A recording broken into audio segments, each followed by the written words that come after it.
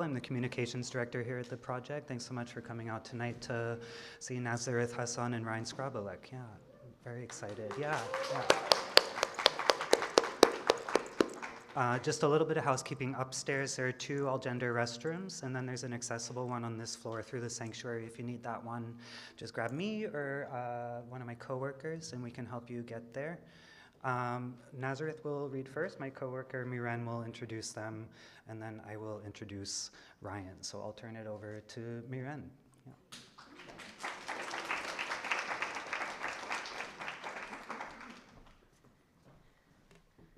Thanks, Will. Hey, everyone. I'm very excited for this reading, and it is my honor to introduce Nazareth. Nazareth Hassan is a writer, director, musician, and performer. Performance and theater works include Bowl EP at the Vineyard Theater, Untitled 1-5 at The Shed, Vanta Black at Theatre Fun Stuket Markt in Berlin, Security Theater at Judson Memorial Church, Practice at Playwright Horizon that I think is currently on show until December 8. Book your tickets. And Memory A at Museo Universitario dell'Arte Contemporaneo in Mexico City. Their second book, Slowmania, that's available over there at the table, beautiful book, was published in 2025 by Future Poem. In 2022-2023, they were the dramaturge at the Royal Court Theatre in London. They were the 2023-2025 Jerome Hill Artist Fellow and the 2024 Tao Playwright in Residence at the Vineyard Theatre. So, life is never still in Nazareth Hassan's work. Whether in photographs of detritus strewn between a sidewalk and a storm drain, a script staging variously aged characters whose avoidant interactions unfold at a crossroad by a traffic light, or in a short fiction about a woman high on Molly negotiating her relationship to reality and to love. Everything, every word, pulses with excess and, by extension, with its opposite, lack. Lack is what makes us desiring beings. My desire is the desire of the other. And Nazareth's staging of want is unapologetic, accepting of all its demons, beautifully bereft of any trace of moralism. There's an expansive and precarious choreography between the inside and the outside in Slowmania. Images of wounded skin, queer intimacy, radioactive debris soaked in urban goop, rot expanding its territory through decomposition, urban fumes inhaled and exhaled, lacing breath and inanimate matter. Trash is alive and convulsive. Quote, the rat torso twitches in agreement. Across the street, the flies continue to starve, end of quote. Which is crazy. In this city, even waste is a victim of scarcity. What's unwanted is also lacking, or perhaps what's unwanted is particularly lacking. What's good is that this is a collective process. Loss, sex, shame, we're all participating in an experiment of surging and collapsing forms. We share a context, urban, street-bound, where Nazareth annotates movements between characters, micro-poems and choreographies gesturing towards what remains beyond the stage and the page. Something is about to happen, has already happened. Traces and residues signal an event rather than the event itself. Slowmania is a steady, deliberate study of the desiring queer body, acting, wanting, walking, eating, dying, fucking, etc., but also a reminder that none of these actions can ever be fully contained, consumed, or represented. A wound is a passage, both an opening and a closing, connecting what's inside with what's outside. Quote, I wish to stare at these leaking voids until everything else fades. Quote, then there will be money inside my wounds, end of quote. Nazareth writes, riding through the threshold, though I don't love that word. It's more like a bloody, phlegm-filled contact zone between the self and the other, the body and the pavement, a knee and the ground, a transgressions of boundaries that insist, without risk, there is no love. The inside and the outside in slow mania exist in a sublime, disrupted continuum. Together, they form a fabric through which language tears, and in the tearing, something leaks, something grows. Please join me in welcoming Nazareth Hassan.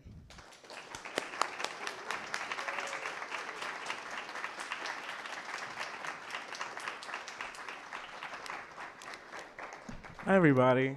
That was really good. Thank you. That was really good. Oh, yeah, thanks. Appreciate it. Okay. So I'm going to read 2 monologues from 2 different plays, some poems, and a short story. I haven't seen you in so long. How's it going? Okay, so the first one is from the play that is currently up that at Playwrights Horizons called Practice. One of my beautiful cast members is here, Maya. And this is the very first, this is the opening scene, so. I've been wanting some attention, but I recently began treating myself with an economy of withholding, so that's pretty hot, building tension and all. I'm gonna go drink now. This self-withholding was helping me not drink, so I've recently smelled better than I usually do. I'm gonna go get a drink and talk to someone vaguely beautiful. I've been wanting some attention, but for the purpose of giving it, not receiving. I want to stare at someone while they speak and watch them light up. I want to smile as someone tells me something vulnerable. I want to bend over and become a rug. I'm gonna go drink now and maybe I'll end up on the floor. I get off the tram and go to my favorite dive in the east of the city. This is my favorite bar because it's a good first bar to go to, because everyone there has very low expectations because it's such a shitty bar. It's easy to own a bar that you think no one else wants to go to. It can become yours. You can build it up, create your own reality, pretend the smell of vomit is the wood they picked out for the bar top. I always meet the sweetest people there. The shots are €3, beers are less. No one expects me to want to infiltrate their life, to fuck, or to collect their present like rocks. I try to get someone to take me with them on their adventure of the night. I am very charming, and so many people fall for it. All it takes is the performance of some inordinate attention, a little Dutch if they are tourists, and an extra few bucks for their third beer. We make our way out of my favorite dive arm in arm, getting on the tram to the center of the city for a swankier bar. They always return the beers I bought them with a cocktail or 3. At this point, they're too drunk to care about how much it's costing them to escape. There's a fork in the road at this point. If I've been flirting, they'll expect some form of follow-through. People desire to arc their courtship in the shape of their favorite film. If I'm up for it, I play along for a little while. Of course, I prefer to flirt if I mean to, but it's nice to see someone trying so hard to get fucked by me. The other option lies within my ability to successfully integrate the people I came with to the environment of the bar. Sometimes I tire of people quickly, which is disappointing to me. I try to ease other interesting people into the mix, phasing my original target out slowly so that by the time this new person is ready to go fondle me at a club, the original person is quite disenchanted with me. I wouldn't say I make them dislike me. This is a powerful but ultimately taxing move. Really, I make them feel like the attention I so graciously provided them is now waning, that it will come at a large amount of labor for them. No one likes to work for attention except me. This new person grabs me up with vigor to an underground club or a rooftop where they buy me drinks and tell me I'm pretty and touch my nipples a bit. I smile lightly in their ear until I'm off to smoke, at which point we stumble up the stairs or down the stairs to the street. I never have a lighter. Thanks. Okay, so the next 4 things I'm gonna read are from my new book, Slowmania, which is not out yet, and it will be out, I think, in 2026, actually. But it's available for pre-order from Future Poem. So yeah, I have 3 poems and a short story that I'm gonna read. So the first one is called Outside. There are days when I live and days when I can only project living, they say to no one. The sky reflects the pavement's silence. Their head cocks slightly to the left. At the sound of their boot, flies scatter from half a dead rat's torso. But pain is not a deficit within consciousness, they respond to themselves. The rat torso twitches in agreement. Across the street, the flies continue to starve.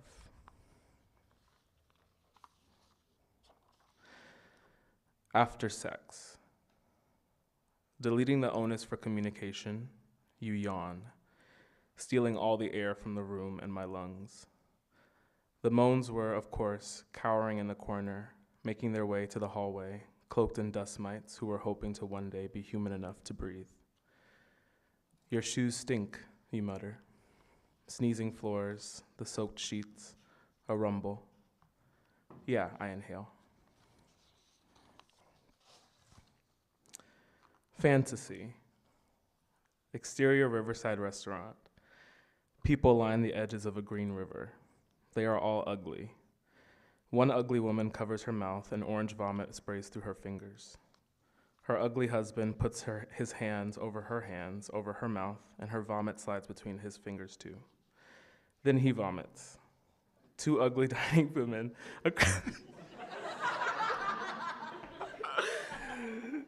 Two ugly dining women across the river vomit at the sight of the couple.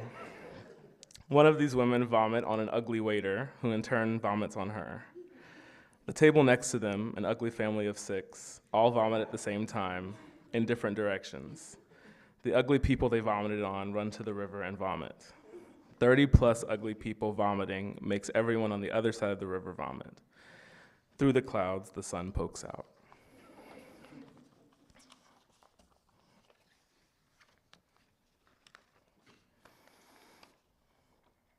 Okay. Sunday. And she remembered that freedom meant not reacting to phantom aggression. Even though she was having a bad trip, a slight bit of weight lifted from her, which gave way to breath, to moans, and the scuffs of her platform boot. She had found pavement. The black of the club washed her of the week's sins. A celebration of absence cleansed her palms, selectively and with patience. Marching in her dirt, waving at the 5:30 a.m. bus passengers on their way to their forever, she wondered if she'd eaten in the last 8 hours. Her elbows sweating in her new jacket. She laughs. Underneath the fanfare was a wonder, digesting the reality of her clumsiness and awe. She thought about calling him, letting him know where she was, but a chill ran up her spine, and she was quite superstitious after all. She learned her lesson about not listening to the world's wisdom, so she ventured on up the avenue, checking her sleeve for any of that mid-Molly Ansel had given her before they left for Philly in August. She missed them deeply, mostly because they would have been the one to hold her hair and wipe her knees. She rarely indulged in loneliness, though. It was a specialty of hers, superseding her own discomfort. After watching her mother live life in fear of fear, the damage spells itself. She had invested far too much in the twinkle in her eye to let the fundamental fact of her aloneness strike her with surprise. He was recently into bemoaning about expectations, how she asked him to carry hers without considering the weight. She barely listened to his gripes until this moment, when she felt how heavy her expectations for herself were.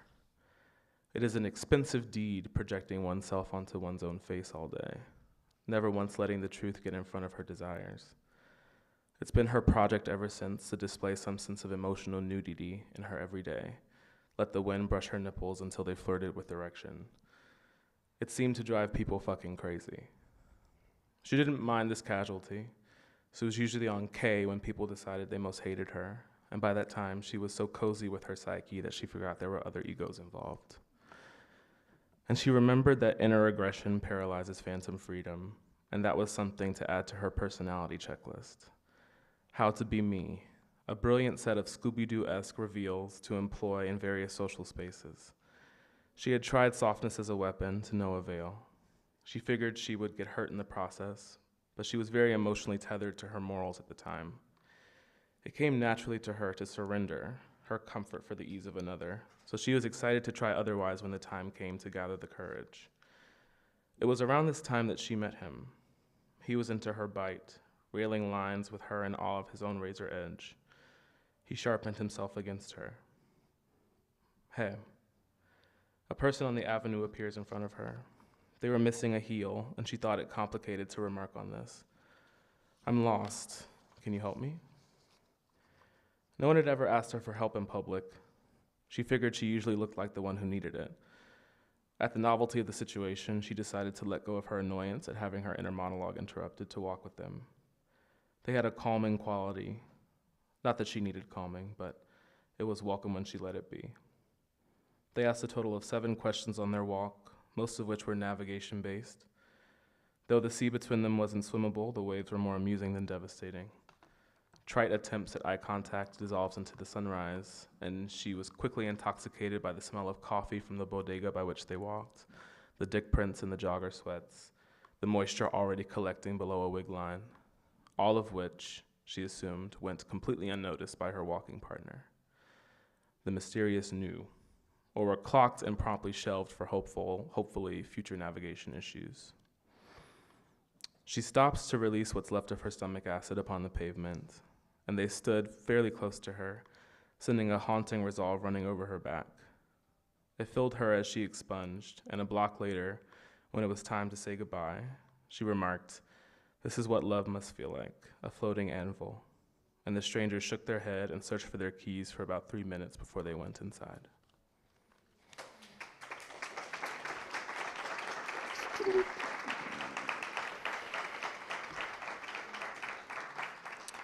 Okay, so these next 3 poems I wrote after I got on Prozac, so it's different.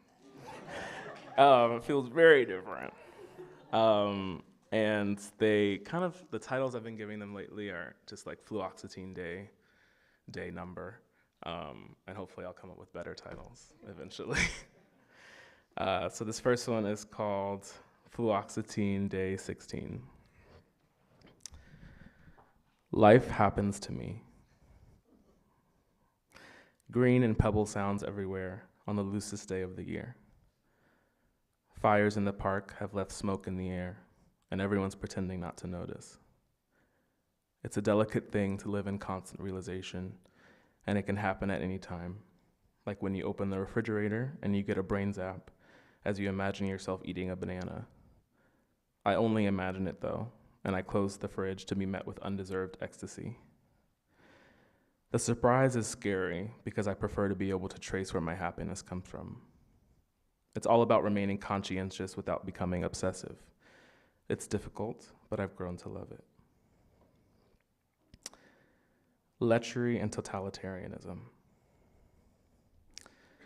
I've been a mountain's wound, dirges of pigeon bluff and stray mutiny. My sink clogged yesterday, and I pulled out 3 bottle caps and a bolus of our hair, tangled the way we sleep. Trees will part at the sound of my breath once I get over being alive, all the tugging, and the clothes constantly strewn about in the streets.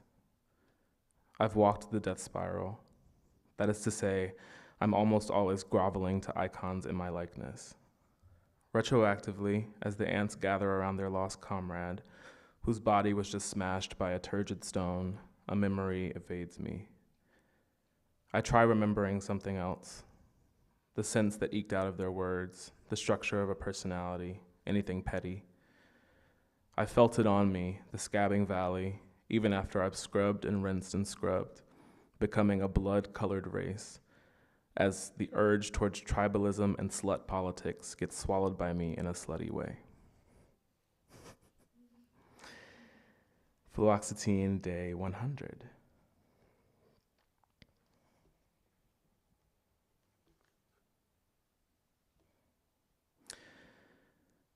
I expect very little from most people. How can I explain it? Turning stones into dust requires a range of willpowers, all of which test the kind of person you must become. I frequently blush underneath the brown of my cheeks. Across the street, the woman watches from her window as per usual. I'm trying to explain it. The sound of perfume and exhaust, children performing addition, the top of a lipstick left behind by the rest of the tube. I've met people who set out to hurt those they would lay their lives down for, and it was intentional. Part of my reasoning here is in regards to the future, as much as can be imagined through complex systems of gratitude. It's important to honor what was once known and what ceases to exist through belief. And of course, the blue of the sky and that purple tone on a day-old black eye, tree yellow and traffic orange. Okay, thank you.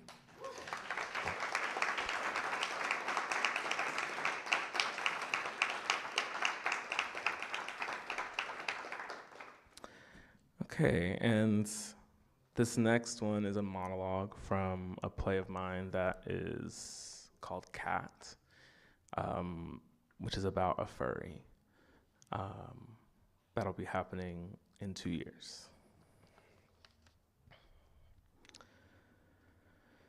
Cat often wondered about the existence of God, all of the cliches. Like, how could evil exist under the watchful, omnipresent eye of the ever-merciful, and why God had to have a dick and even be human? She, like many philosophers, struggled to reconcile the beauty of the sublime, the largesse of the oceans, those vomit green pools of acid in Ethiopia, the blue neon lava of the Indonesian volcano, the black sands of Iceland, with the inherent ugliness lodged within the souls of her assigned species at birth. It's not that Cat was a cynic. She was always quite hopeful, especially when she was younger. She found herself marveling at the veins of leaves and branches and lightning and how her own circulatory system mirrored them. She was always open to wonder, a sensation she chased for much of her life. The feeling of what is beyond you, what your senses refuse to understand. She's acutely aware of the limits of her body's technology, the lack of awareness afforded to her as a human being. It's what she hated most about this form. It seemed every other species had acute sensorial abilities, like dogs with smell, and dolphins with communication, and cats with their ability to evade death. It seemed to her that being assigned a human body was a curse, a lesson in humility. There would be no flying, no swimming, no teleportation, without the extreme will to do so. And willpower, though a great strength of humankind, was what would be the eventual end of their species. That and curiosity. What's the saying again? Thank you, guys. I'm very excited to hear Ryan's poems as well.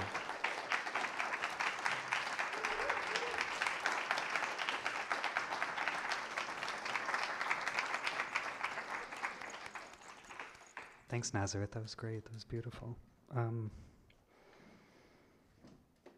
and I'm so honored and happy to introduce Ryan now.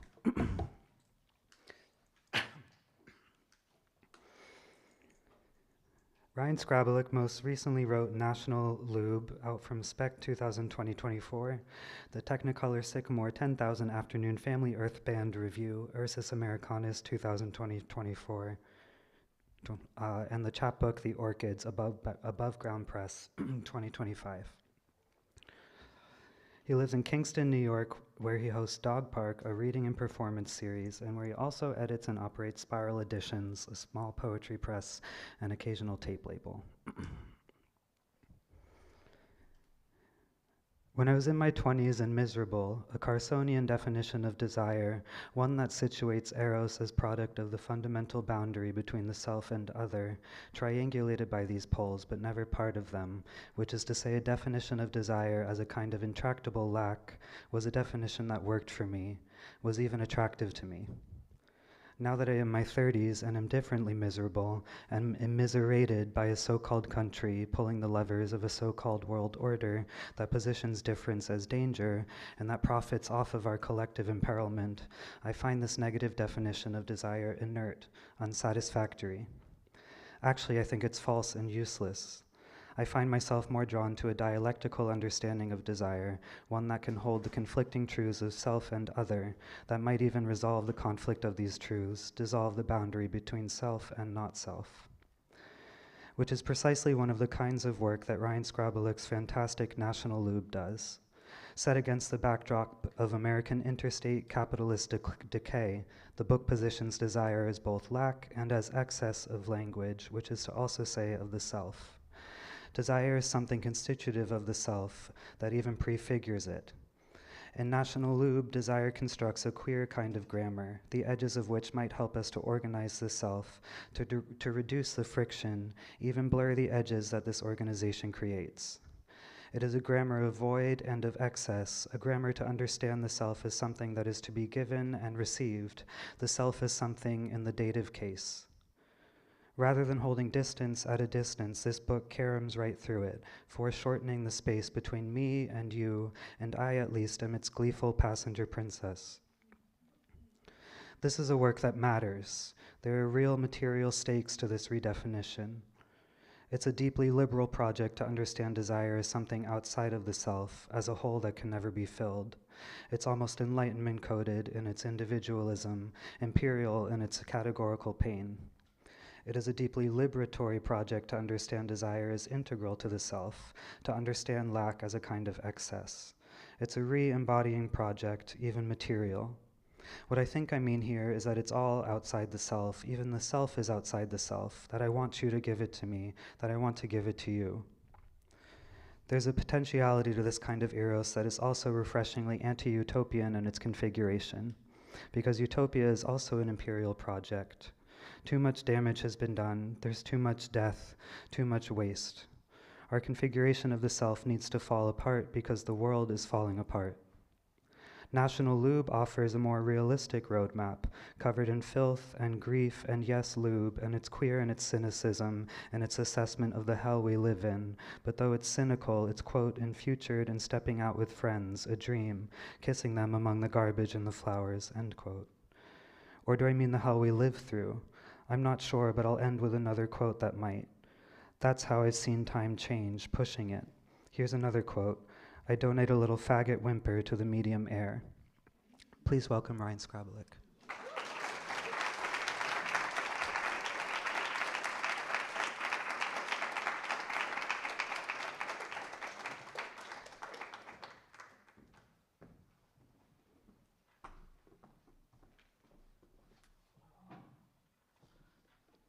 Thanks, Will. Wow. I'm just going to arrange all my things here on the table, or whatever you call this thing. Thank you. That. Wow, it's really nice to be here. Without getting too sentimental, it's almost 16 years ago to the date that I was first in this room for a reading, a dual reading of Gary Sullivan and Bill Luoma, 2009. I had no idea what was happening here, and like continued to stay not knowing what was happening here for a long time. The first, I think, 4 or 5 readings here, like I remember Isaac Jarno reading up here with his baby in his hand. So I'm going to read from a couple of different things. And I'm going to try and keep up with myself. Lefferts. Really, I had set the chorus straight, but hadn't finished my hangover. I came out to my pop at the mall. It's too much to want a hero. It looked very good on paper. We all share a power ballad.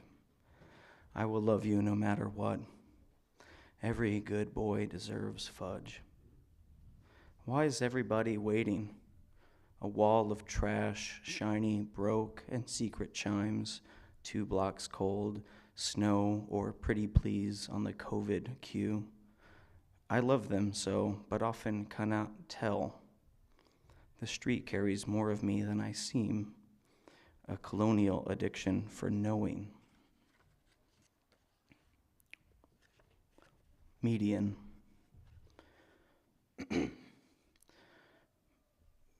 Pewter jawline explodes, white toodaloo, surrogate bandits explain a duo of wet deer monologues. Hovering in sunken pumpkin grove, the meandered firewall of the Millennium Hilton contempo painted swoosh of heaven, stating erect as the ballistic linens of the sun roll, not taken by anything's empty miscellaneous kiosk. It's a gone place. Frothy peppermint oil to dream, an algorithm of glowing music booked for a room. In my time of writing, I was loving shapes of a shadow. The intermezzo was grafted to a candle outside, voices in debt and too broke to matter, which gave me a certain freedom tethered to the chorus of it. A congregational humiliation encumbered the typical mist of myself, very indigo on my concern from the side of the road. I don't know. Maybe constant absence, or I had done it all wrong. Someday it will be good again. Demand this of ourselves. Thank you. I forgot to start this timer, which was like the first thing on the list for me to do when I got up here. It started.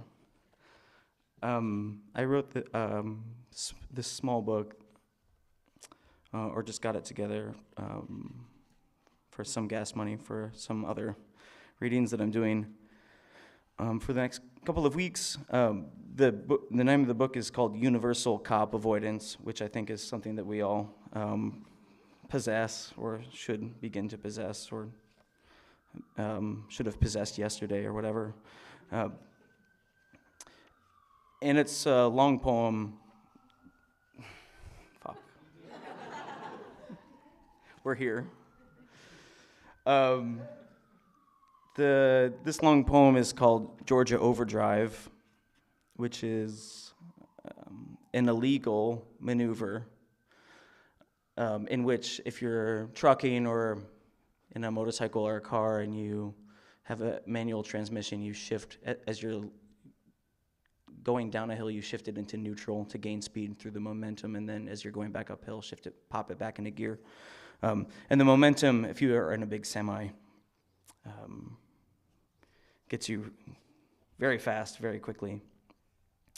So it's about speed. Georgia Overdrive.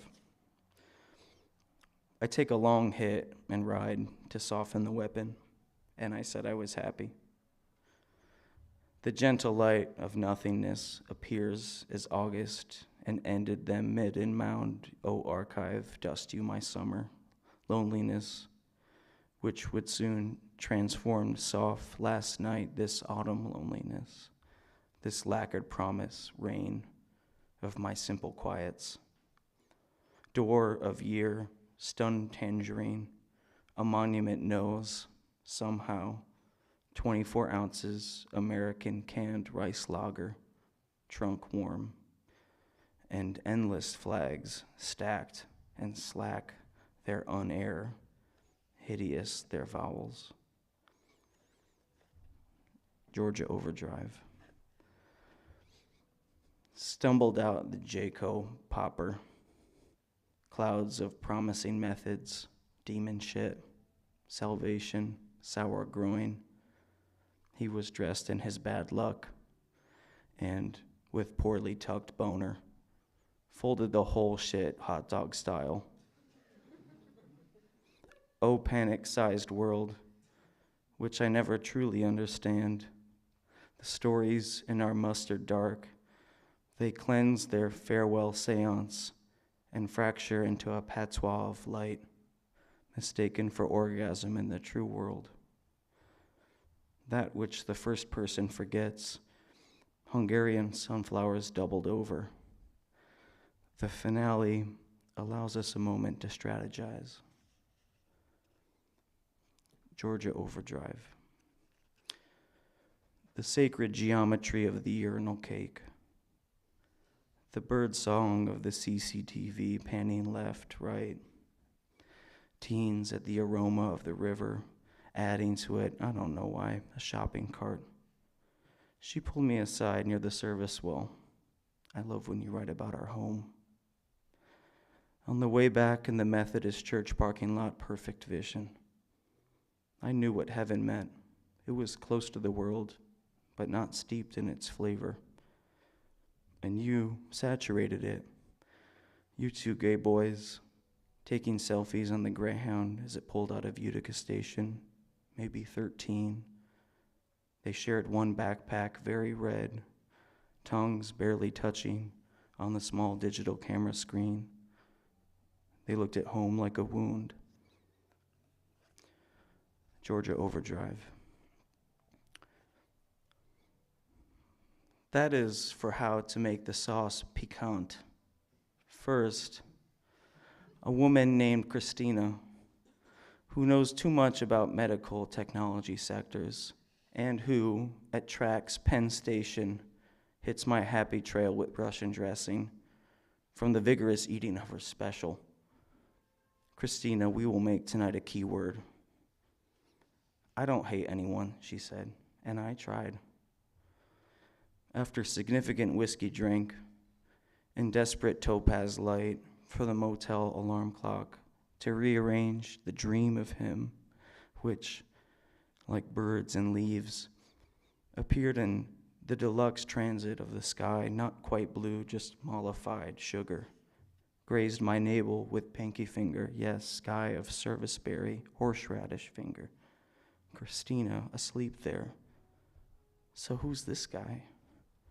And loudly, Antiques Roadshow. Georgia Overdrive.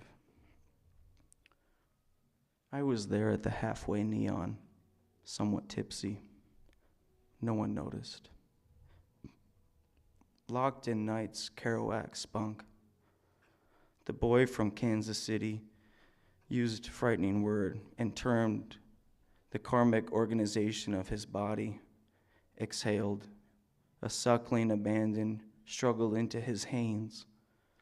I heard someone say from my outer circle, orate slowly this narco vignette, their beliefs swollen, insouciant, a sturgeon moon, there in the corn sweat, against the floodlights of the Sunoco, and in the eyes of the super unlimited. Georgia Overdrive. The local 501 to Grand Central, a paving air, a window river seat. Nobody wanted to deal with us. Smelled of domestic light beer. You guys will be sorry and will not see me anymore, he repeated, his exit, and fingered a Lincoln from the Callboys Andrew Christians. In the beveled mirror that eve, a pattern of tight glass, rising red, falling, then the slammed shadow in 4/4, each with its auto-tuned chorus of grease. A little in my beard, the pipe still hot, all the world, this burnt vinyl render, full of tender wet and of tables unset for these occasions. His name was Downstairs. Georgia Overdrive. That's it. I think you've got it all wrong. He wiped the hard drive, but was ID'd by body odor. Iasos rainstorm, bulk department fetish, medium amount of chest hair. Storms spill like dip spit here. Men sniff their sleep. melted arches, clouds of unburnt Jesus, the eggs bobbing in their ancient technology. I drove through some radar and took picky to remember him by. Smoke inside the echo, fixated on the white infinity light, locked in an exhaust of daytime. America, and putting my queer shoulder, etc., in the private experience of city. I met the hottest vibe curator and woke up in ghost. I just need to get through this week, a present tense I walk upon, like a mountain, our images of it seem like good ideas, like some purple song.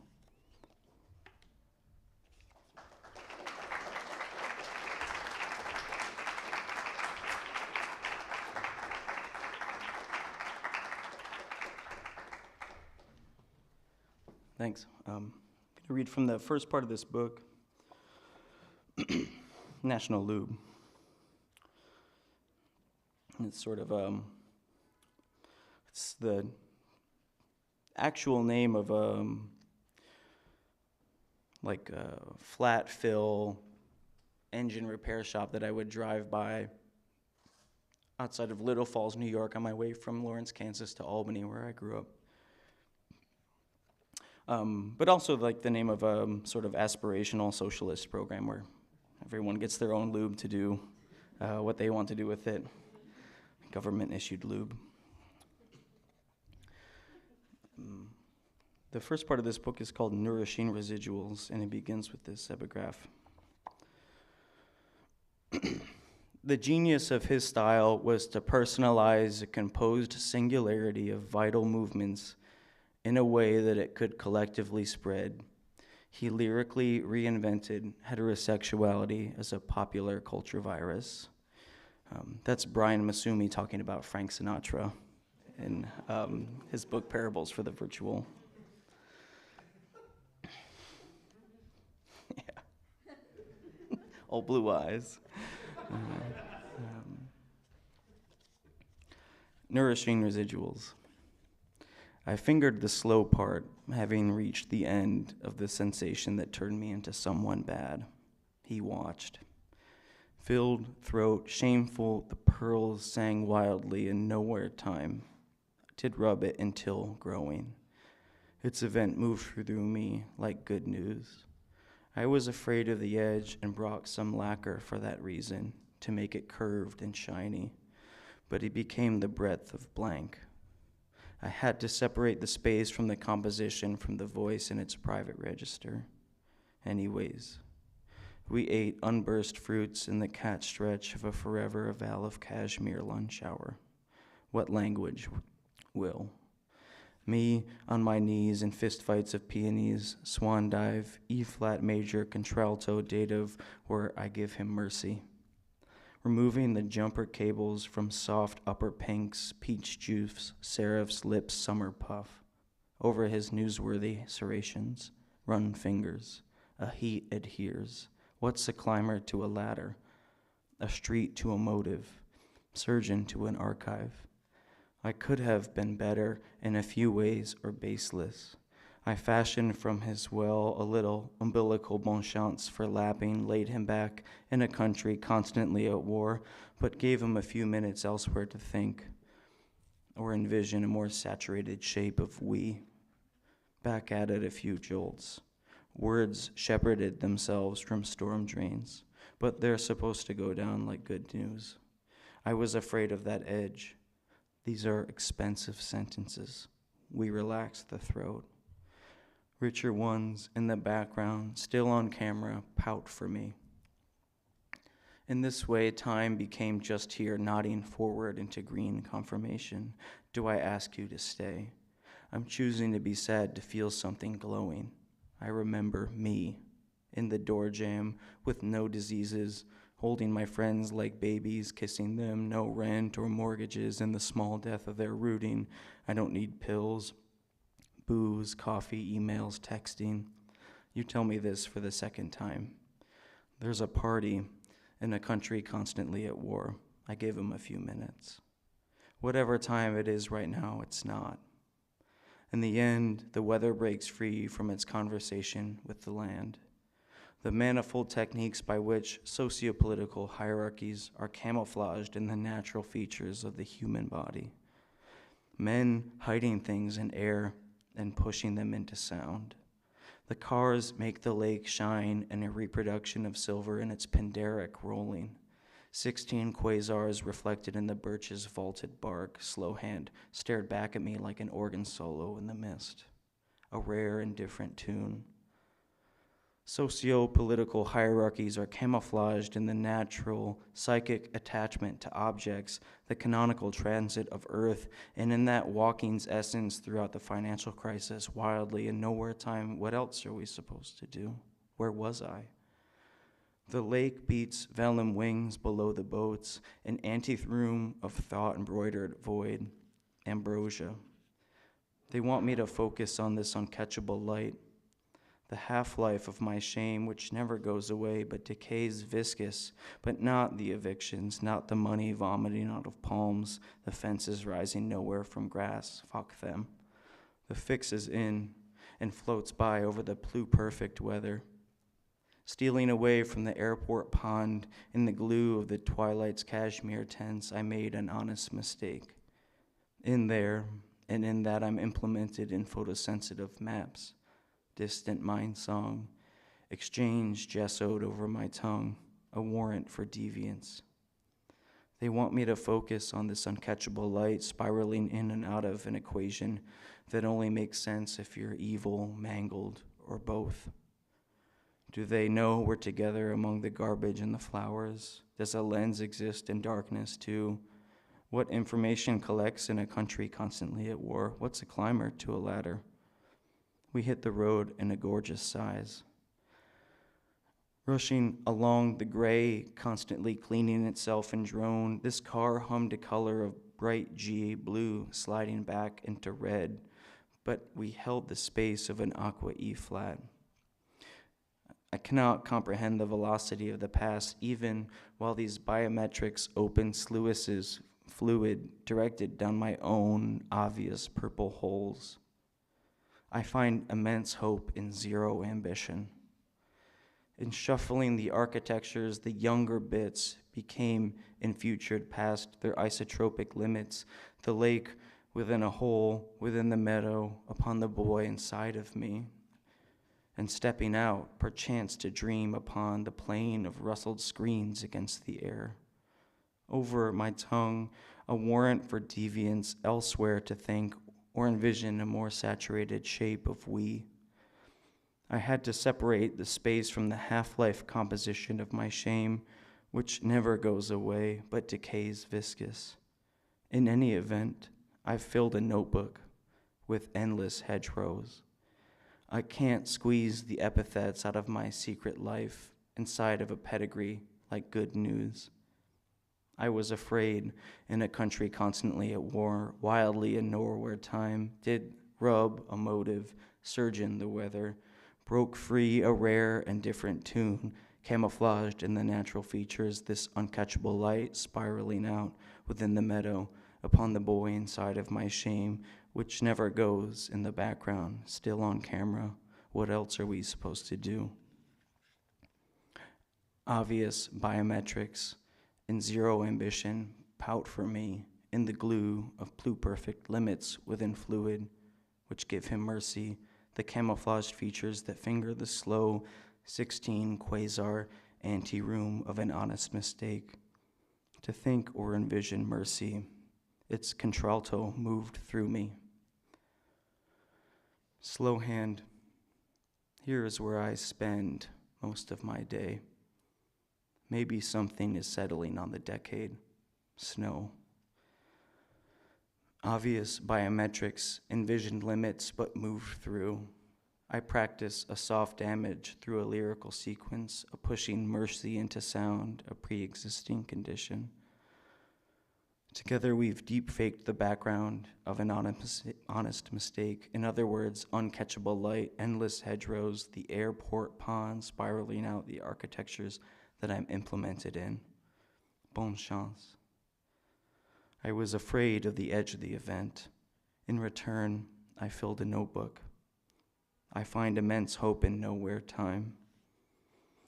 I fingered the slow part inside of me. Its event moved through me like a lake's innate shine. Is this considered a rarity? As I read this poem, I realize you might need to do some slight rearranging. The angles in their contralto hun keep speeding. Mercy, pink snow, on my knees, jealous much? My shame, which goes, my secret life, my private register? I had to find the space between endless juxtaposed news, screens, money, vellum limits, men hiding things in air. They know we're together. They want me to focus on this reproduction of mist, but the meadow's still on camera. In this way, time became reflected in a country constantly at war. Fuck them. I practice a warrant for deviance, a saturated shape of we. These are expensive sentences. We relax the throat, jumper cables, vellum quasar, speeding biometric raver, reaping, weeping purple twilight, babies endless sequence deep fake daisies, isotropic slow hand roll call, lacquered peonies, bricks at Stonewall, an organ solo in the mist. The silver makes the lake exist, a relation expressed, a brick in air. We held the space within nowhere. Deep faked and obvious, endlessly camouflaged twilight, speeding, pushing them into lyrical sound within we, a constant cleaning ourselves in the biometric drone. In this uncatchable light, spiraling in and out of an equation's state of conditions, gessoed over photosensitive maps and distant mind song, exchanging the architectures, we are not in that. We held the space. I find immense hope in nowhere among the garbage and the flowers, isotropic limits that I'm implicated in, at the edge of the event, or served warrant for deviance elsewhere. They want me to focus on a lens existing in darkness too, reflected in the birch's reproduction of the space from the composition, from the voice in its private cashmere. The richer ones in the background feature the human body, or what information collects, jolts of embroidered small deaths of their manifold techniques. This private quasar, these expensive sentences, that airport pond, those purple holes. A street to a motive and the inevitable directive, it's more likely than you think. I might need pink snow, which goes, speeding and juxtaposed, shame stepping in private dative sequences like I don't spend my day, afraid of that edge, on some slight tongue, a gorgeous size hole of uncatchable light, but an obvious damage, a psychic attachment, a pre-existing condition, a swan dive. I remember me. There is relation expressed in flung brick, a hand through the obviously weeping air. You have to believe in its language, the shape of its beauty and heft. I took a roll call of commodities. As I read this poem, I realized I might need this pedigree of shame to envision a sequence. Is this considered an anteroom, in other words? At the edge of the event, I find immense hope. A private register exchanged me into someone bad. To find the space between this reproduction I'm implemented in the slow blue part of nowhere, in futured and stepping out with friends, a dream, kissing them among the garbage and the flowers.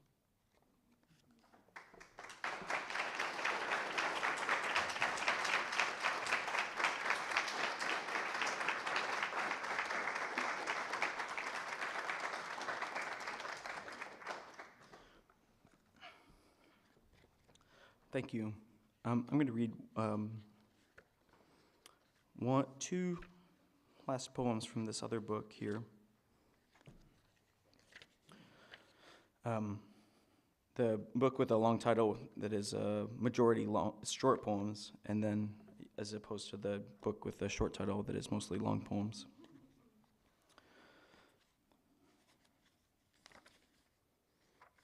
If I can find it, there it is. American Water Round. This is a long poem that takes a first line from a Diane de Prima poem, First Snow Honks In, and lyrics from the 1998 Silver Jews album American Water, and rearranges them. American Water Round. This, then, is the gift the world has given me to give tonight, this brute rentier hospitalized. I asked the painter why I was screwing my way like the years I used to court democratically bust arrangements. No handshake should have two lies. This grammar scared me. They had to make a correction.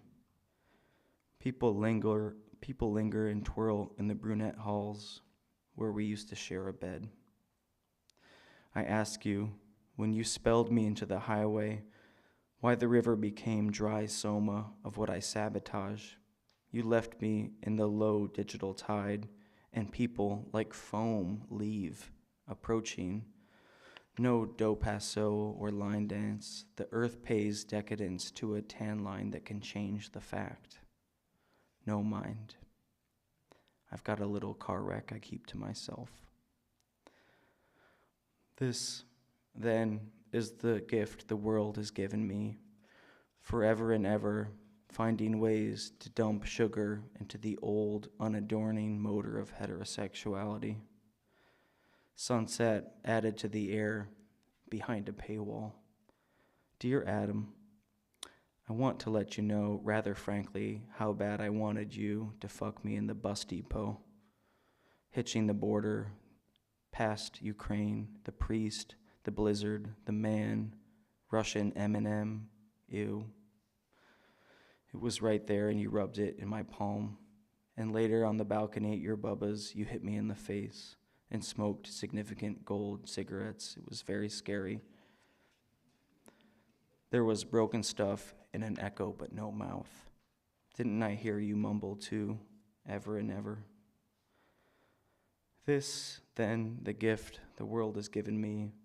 They don't dream the casual fuck, marry, kill game or even smoke. In Malibu, the right hand brings a genteel coda to the Roland Dairy whipping cream on the lips of another Tom, Dick, or Harry coming over my hill in Kansas City. You're in the song, so keep playing. This gift, then, the world, etc. You can't change the feeling, and I love the city. Please come around. A garden feels good. A rainbow to busk happiness plants futures in the foreground. A biblical renovation of blood. Sunny and 75 right now, but there isn't much otherwise. Be careful. We fucked too long, and I'm late on the limited local bus. To find you and then sit in the sun and do nothing. I hope you come around. Teach doing nothing. People lit up under the breath of a crowd, bending the night air, drumming the monuments. Come around and mooch a little bit, it's fine. We miss you really. Crest slowly and carry a big stick to fuck yourself with. The world has given me a gift, then. In the end, the boy raises himself in a trespass. These blue arrangements came shimmering with anger under the jasmine moon. You nail your thesis to the door of the fantastic cave. A pride flag ferments in a jar of honey. We tango to the piers on this gentrified contact high where we perceive the waves lope in all over our friends, glistening in the soft radio static. The sun gracefully swimming dark in ancient gold. What would you say? Fuck your male orbit. They watch the world candy with regret. A vast feast covered in dirt. and I see you potentialed in the street. That's the gift. The world has given me this minimum fucking wage. Fake winding roads, souls turned strange. Hate tutors slick hearts, but I know we are real on a beautiful stage, banging tambourines. These singers can't sing, as is the custom replica, but to repair is to dream of old directions lost. I caught a yellow cab.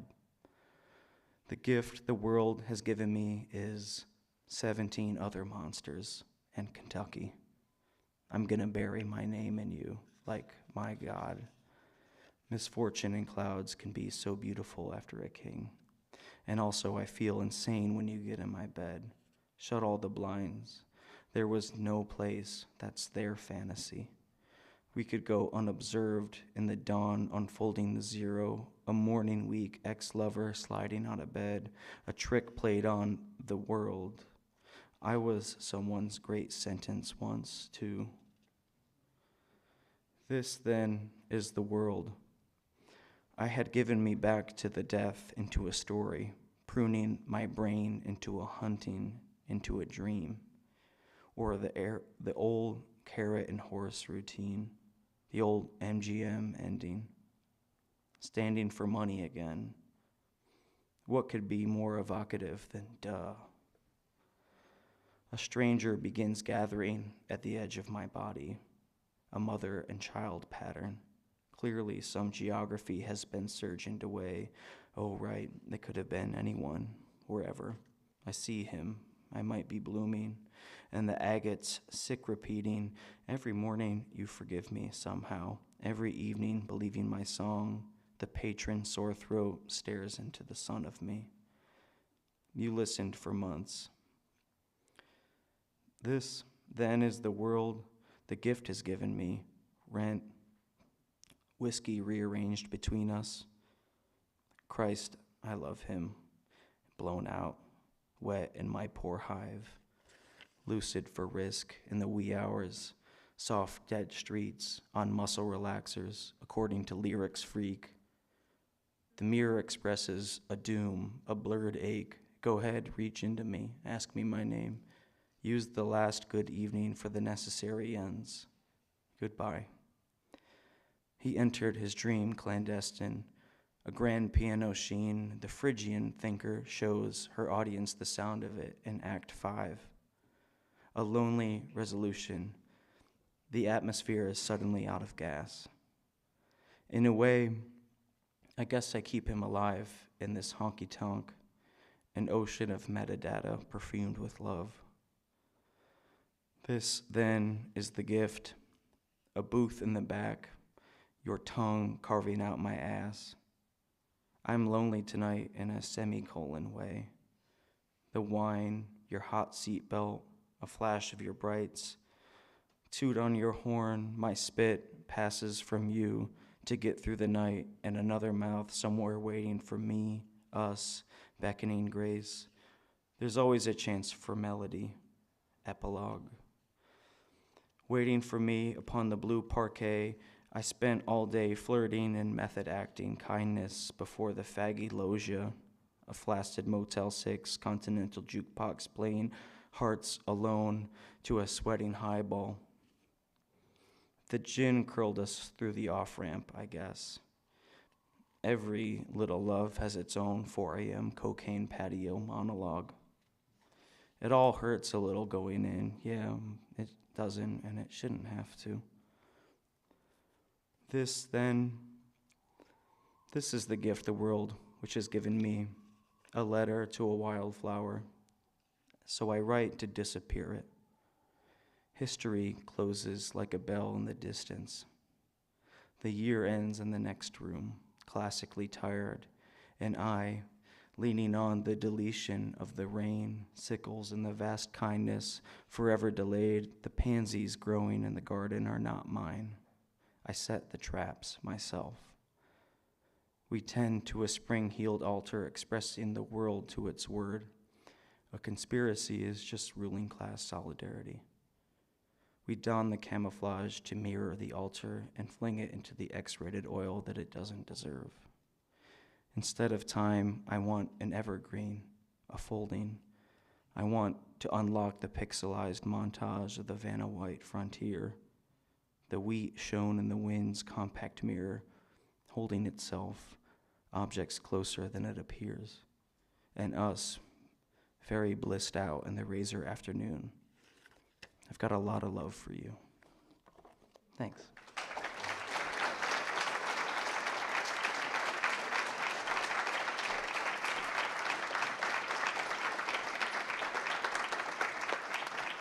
Thanks so much, Ryan. Thanks so much, Nazareth. Thank you all for coming. That's it. Have a great night. Yeah, thank you.